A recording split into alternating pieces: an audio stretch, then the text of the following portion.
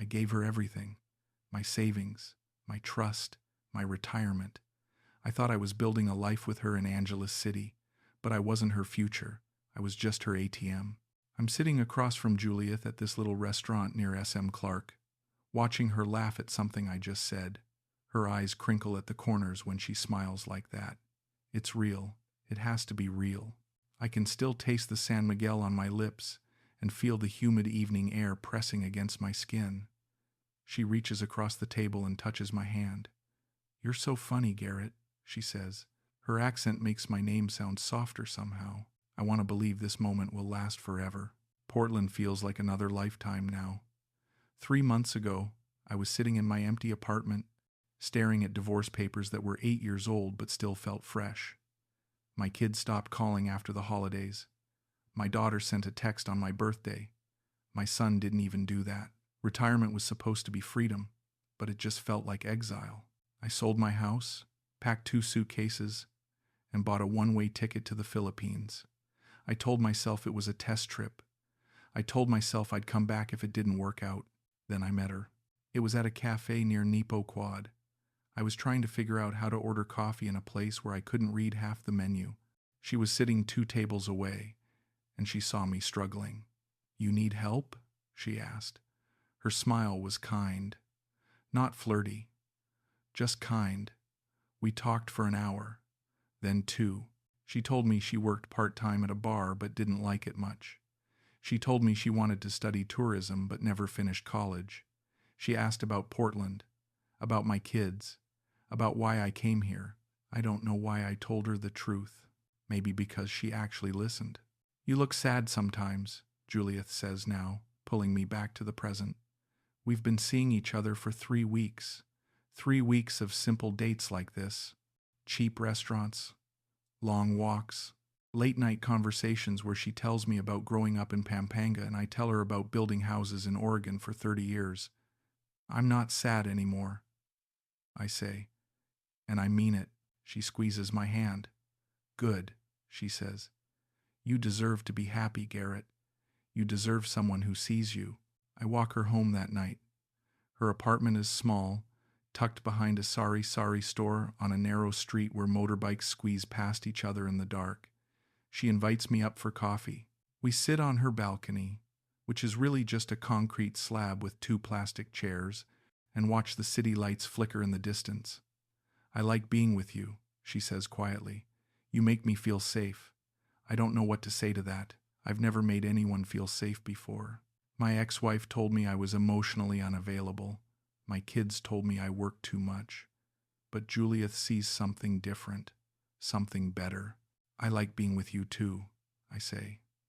It sounds stupid when I say it out loud, but she smiles. She leans her head on my shoulder, and for the first time in 8 years, I feel like maybe I'm not too old for this. Maybe I'm not too broken. Maybe this is what starting over actually looks like. I don't see the red flags yet. Or maybe I do, and I just don't want to. Like how she always needs me to pay for everything, even coffee. Or how she's vague when I ask about her schedule. Or how she disappears for hours sometimes without explanation. I tell myself it's cultural. I tell myself I'm being paranoid. I tell myself that if I just give this a chance, if I just trust her, everything will work out. I want so badly to believe that. We're back on her balcony. It's past midnight. The street below is finally quiet. Juliet has been nursing a bottle of Red Horse for the past hour, and I can tell something's on her mind. She keeps looking at me, then looking away. Finally, she says it. "Garrett, I think I'm falling in love with you." The words hit me like cold water. I freeze. My beer is halfway to my mouth, and I just hold it there like an idiot. "You don't have to say anything," she adds quickly. "I just wanted you to know. I've never felt this way before, not with anyone." My heart is pounding. I set the beer down. "Juliet, I don't know how to finish that sentence. I've been feeling it too, but I didn't think it was mutual. I didn't think a woman like her could want a man like me." "I feel the same way," I finally say. Her face lights up. She moves her chair closer and kisses me. It's soft and slow and perfect. I think this is the moment my life changes. I think this is when everything gets better. Can I tell you something? She asks after a while. Her voice is quieter now, almost fragile. Of course, I say. She takes a deep breath. My life has been very hard, Garrett. My daughter's father left us when Emma was 2. He said I was too much trouble, that Emma wasn't his problem anymore. I had to move back with my mother in Pampanga because I couldn't afford to take care of Emma by myself. That's why I work at the bar. I hate it there. The men are drunk and rude. But I need the money. I send everything to my mother for Emma's food and school. I reach for her hand. I'm sorry, I say. You shouldn't have to go through that alone. She wipes her eyes. I'm not alone anymore, she says. I have you now. Something twists in my chest. I want to fix this for her. I want to be the man who makes her life easier. What if I helped? I ask. She looks up. What do you mean? I shrug. I don't know. With money. For Emma. For you. I have savings. I don't need much to live on here. She shakes her head. No, Garrett. I can't ask you to do that. But I can see the hope in her eyes. You're not asking, I say. I'm offering. The next week, I start giving her money. Small amounts at first. 5,000 pesos here, 10,000 there. She always protests, but I can see the relief on her face when I hand her the cash. This is for Emma's school books, I say. Or, this is for groceries. Or, this is just because I want to help, she cries sometimes when I give it to her. She says no man has ever been this kind. That makes me feel good. That makes me feel necessary. But late at night, when I'm alone in my condo, I wonder if I'm doing the right thing. My savings account is shrinking faster than I expected. I retired with about $400,000. That was supposed to last me the rest of my life. I'm not rich, but I'm comfortable. Or I was. I've already sent Juliet nearly $10,000 in 3 weeks. That's not sustainable. I know that. But every time I think about stopping, I picture her crying on that balcony, telling me about her hard life. I picture Emma, a little girl I've never met, who needs school supplies. How can I say no to that? You're being too generous, Kevin told me last week. He's another expat I met at a bar near Balabago. Canadian guy, late 50s, been here for 6 years. He overheard me talking to Juliet on the phone, and he gave me this look, like he knew something I didn't. Just be careful, he said. A lot of guys come here thinking they found the one. Then they go home broke and alone. I laughed it off. I told him Juliet was different. He just nodded and changed the subject. But his words stuck with me. I push the doubt away. I tell myself Kevin is just bitter. He's been here too long. He's seen too much. But Juliet is real. What we have is real. I know it is. I have to believe it is. Because if it's not, then what the hell am I doing here? Juliet's nervous on the bus ride to Pampanga. She keeps checking her phone and adjusting her hair. Emma can be shy with strangers, she says, but she'll like you. I know she will. I'm nervous too, but I don't say that. I just nod and look out the window at the rice fields rolling past. I've never been a father figure to anyone but my own kids, and I wasn't great at that. But Juliet believes I can do this, so I'll try. Her mother's house is small, made of concrete blocks with a tin roof. There are chickens in the yard and laundry hanging on a line. Tita Leonora meets us at the gate. She's in her 60s, thin and weathered, with kind eyes. Welcome, welcome, she says in English. Juliet tells me many good things about you. She ushers us inside. The house is simple but clean. There's a small living room with a wooden couch and a TV on a plastic table. Emma is sitting on the couch, watching cartoons. She looks up when we walk in. Emma, come say hello, Juliet says. The little girl slides off the couch and walks over slowly. She's tiny, with her mother's eyes and long black hair in 2 braids. Hi, she says quietly. Hi, Emma, I say. I'm Garrett. Your mom has told me a lot about you. She doesn't say anything, just looks at me. Then she looks at her mom. Juliet kneels down. Garrett is my special friend, she says. He came all the way from America to meet you. Isn't that nice? Emma nods. Do you want to go to Nayong Filipino today? Juliet asks. Garrett said he'll take us. Emma's face lights up. Really? She asks. Juliet nods. Really. The park is crowded with families. We walk around, looking at the miniature houses that represent different regions of the Philippines. Emma holds her mother's hand at first, but after a while, she starts warming up to me. That one is from Vegan, she says, pointing at a Spanish-style house. We learned about it in school. I smile. You're a smart kid, I say. She grins. We buy her ice cream. We take pictures by the lagoon. For a few hours, I feel like part of something, like I belong. That night, after we drop Emma back at the house and take the bus back to Angeles City, Juliet cries in my arms. Thank you, she says. Thank you for being so good to her. I've never introduced her to any man before, not ever, but I trust you, Garrett. I trust you with the most important thing in my life. I hold her tighter. I don't know what to say. I just know that I'd do anything to keep her from crying like this. 2 days later, she calls me.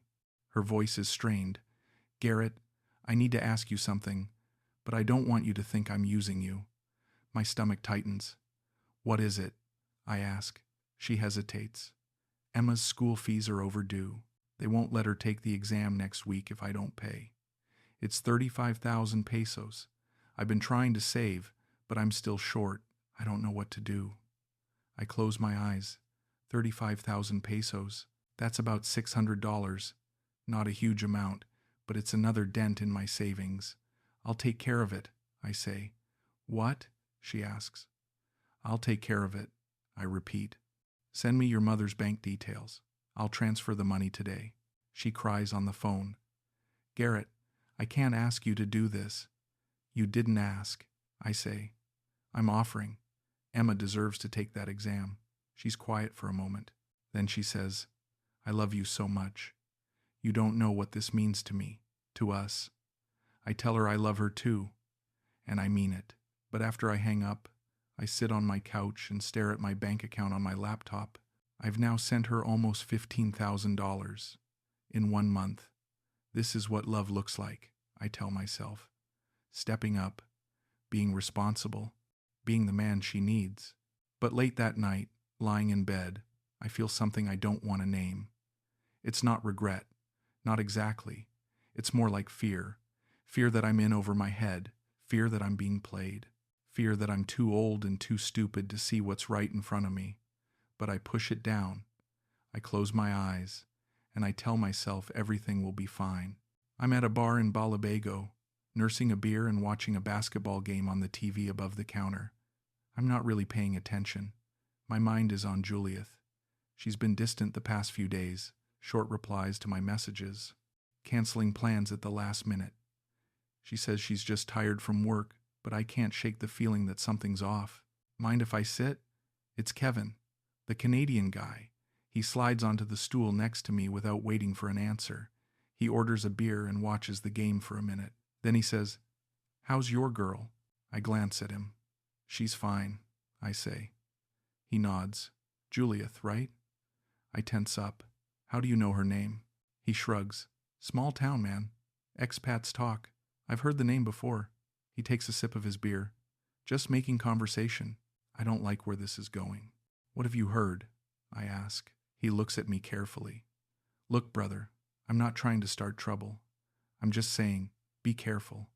A lot of guys come here thinking they found the one. Then 6 months later, they're broke and alone, wondering what the hell happened.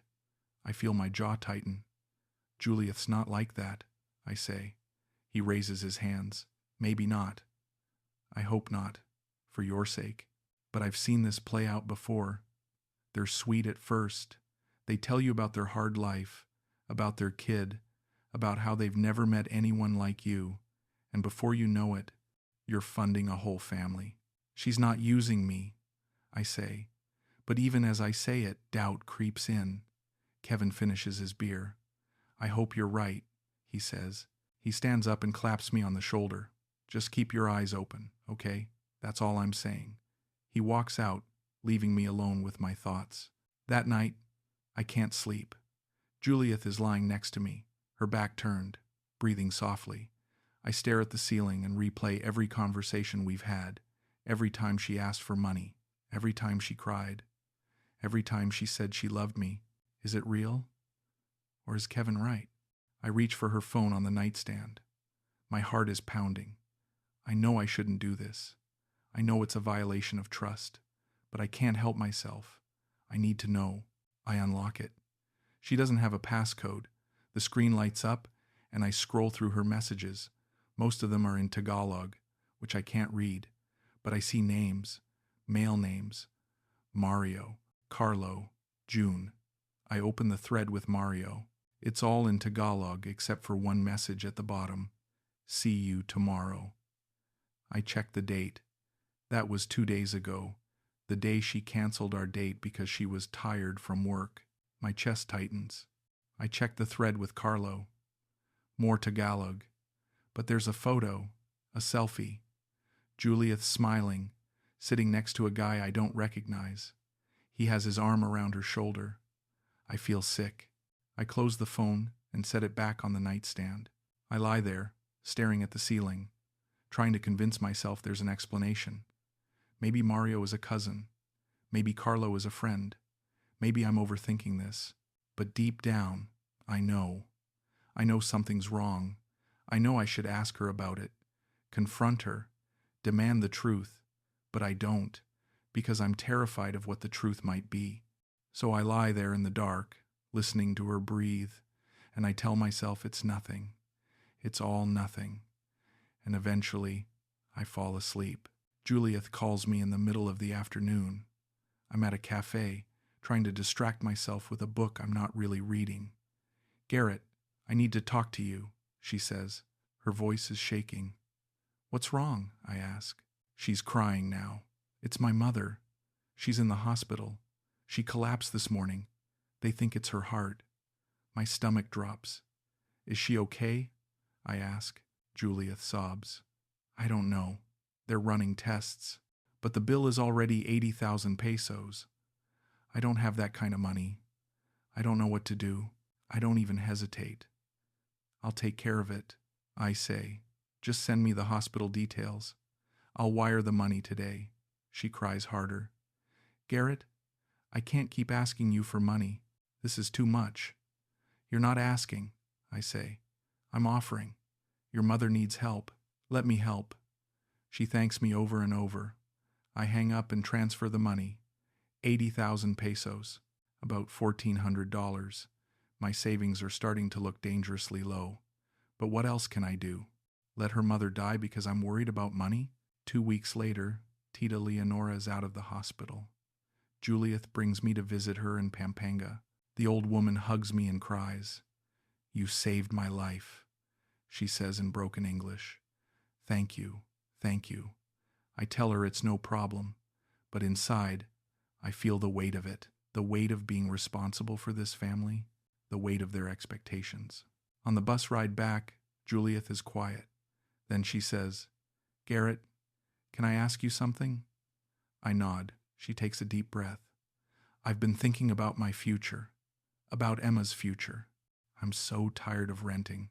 I'm tired of moving every time the landlord raises the rent. I want stability. I want a place that's ours, a home. I know where this is going.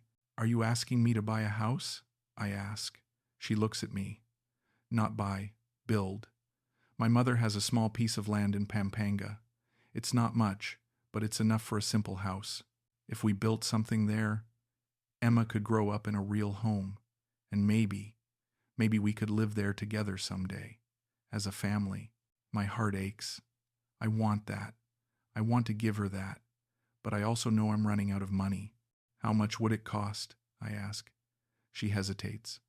I talk to my uncle, Mang Rico. He's a contractor. He said for a small 2-bedroom house, maybe 1.2 million pesos. That's about $22,000.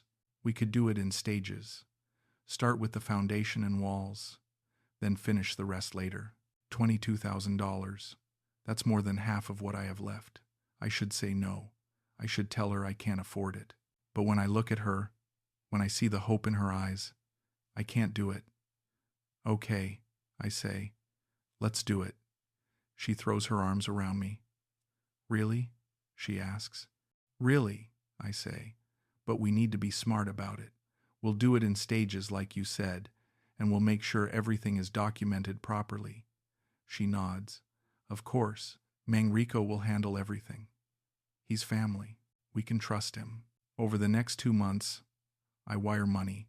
100,000 pesos for the land title transfer, 300,000 for materials, 200,000 for labor, another 100,000 for permits. Every time Manrico calls, there's another expense, another delay, another problem that needs more money. Juliet assures me it's normal. Construction in the Philippines is complicated, she says, but Manrico is doing his best. I believe her, or I want to. One night, I ask her about the title. The land is in your name, right? She nods.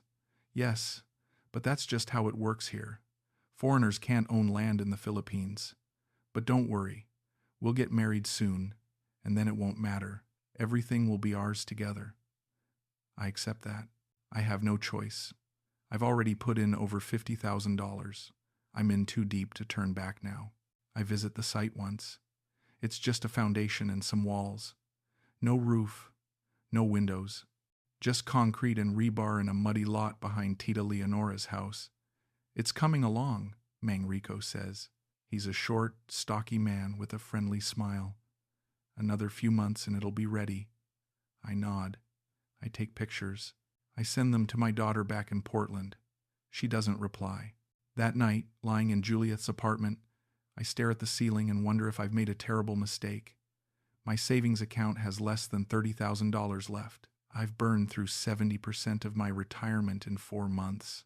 For a woman I barely know. For a house I can't legally own. For a future that feels more like a fantasy every day. But I can't stop now. I've come too far. I've invested too much. If I walk away, it was all for nothing. So I stay, and I keep paying. I send Juliet a message at 7 in the morning. Good morning, beautiful. Want to get breakfast? By noon, she hasn't replied. I send another message. Everything okay? By 6 in the evening, still nothing. I call her. It goes straight to voicemail. I call again. Same thing. Panic starts creeping in. This isn't like her. Even when she's busy, she always replies. Always. I go to her apartment. I knock on the door.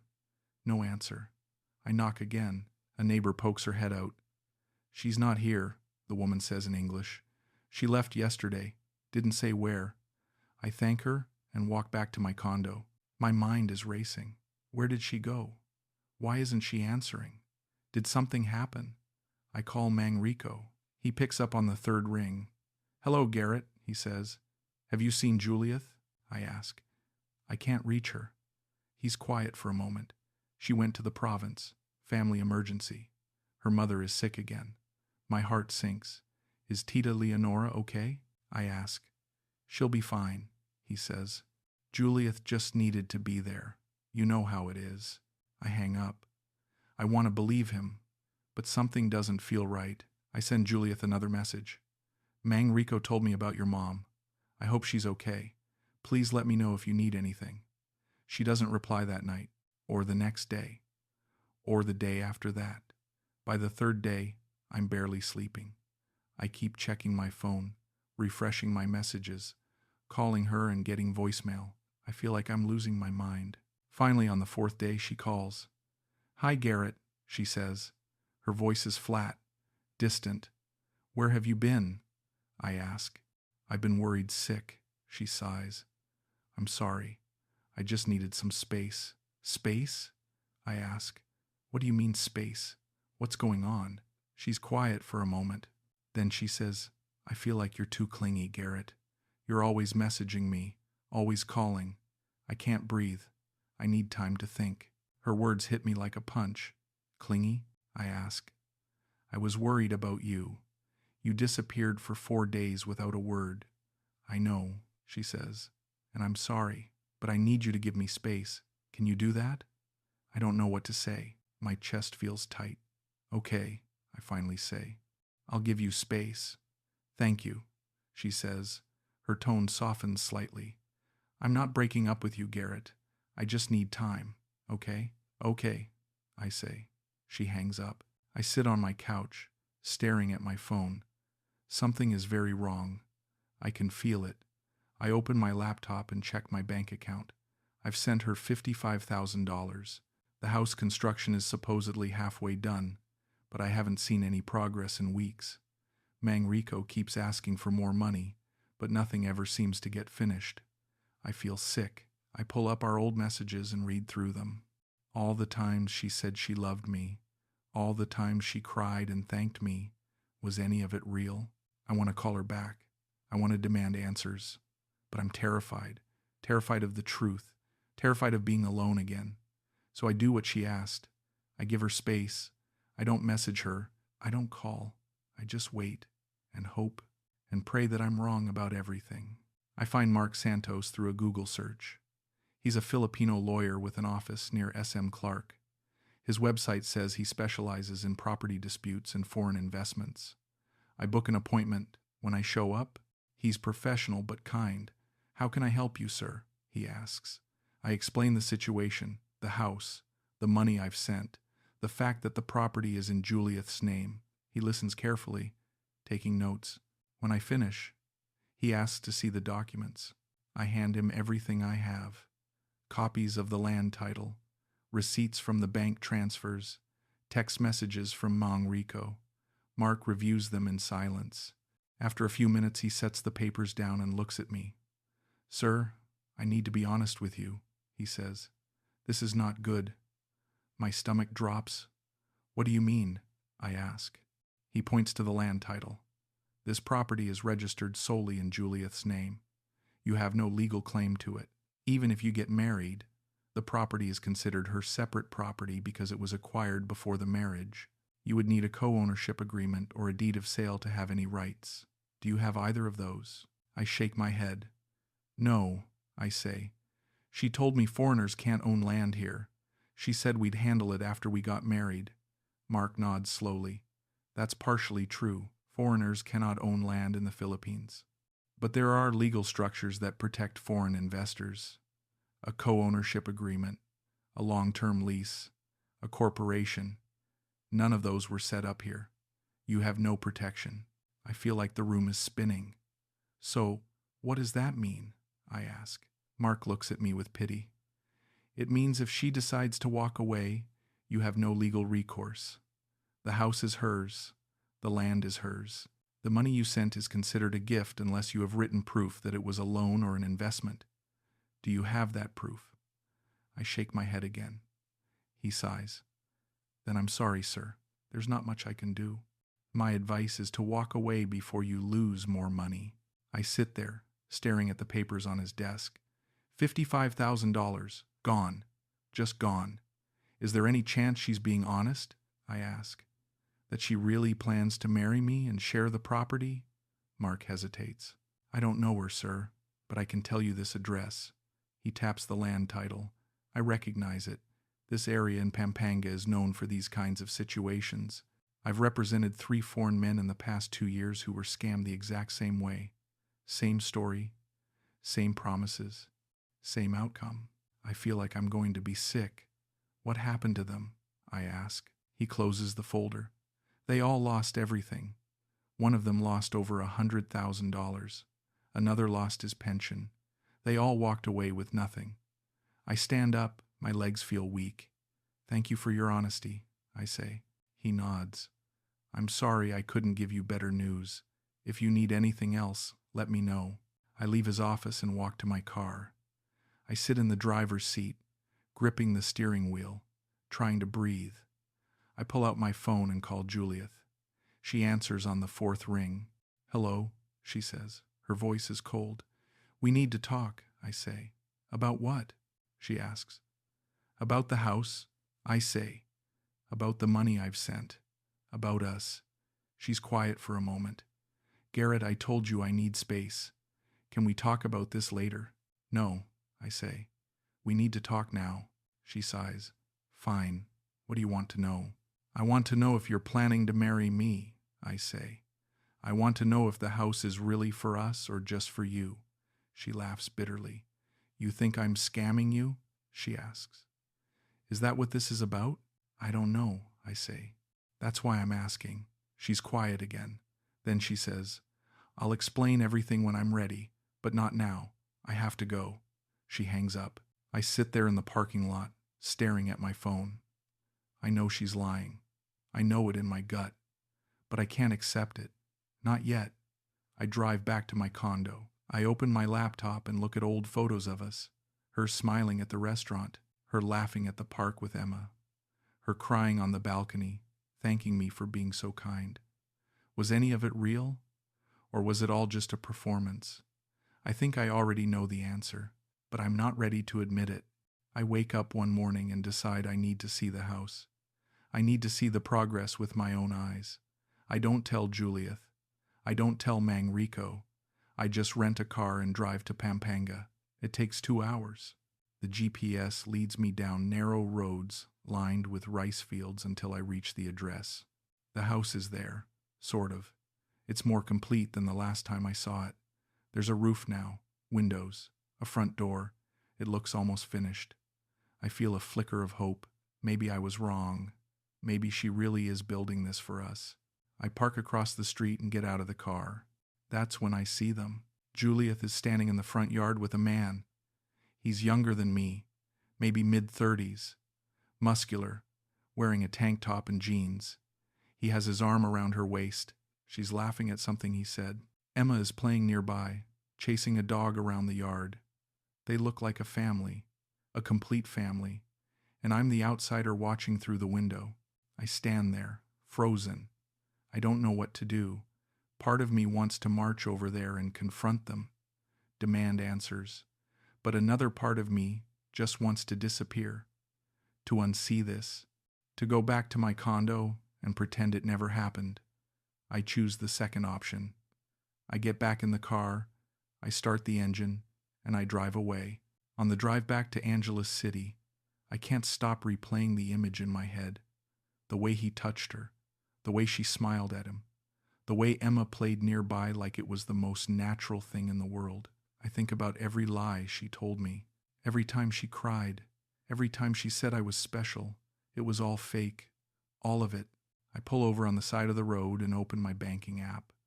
I calculate everything I've sent her: land purchase, construction, hospital bills, school fees, gifts. It adds up to $250,000. $250,000 of my retirement, gone, for a house I can't own, for a woman who never loved me, for a life that was never real.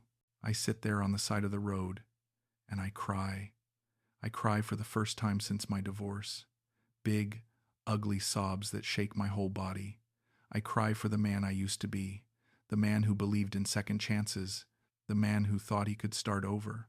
That man is gone now, and I don't know who I am without him. I'm back in my condo. It's late. The city is quiet. I open my laptop and start typing a message to Juliet. I don't plan to send it. I just need to get it out. I need to say everything I've been holding inside. Juliet, I saw you today, at the house, with him. I know you don't love me. I think I've known for a while, but I didn't want to believe it. I wanted so badly to believe that someone could love me again, that I wasn't too old or too broken. You made me feel that way. You made me feel like I mattered, and I fell for it. I fell for all of it. The tears, the stories, the promises.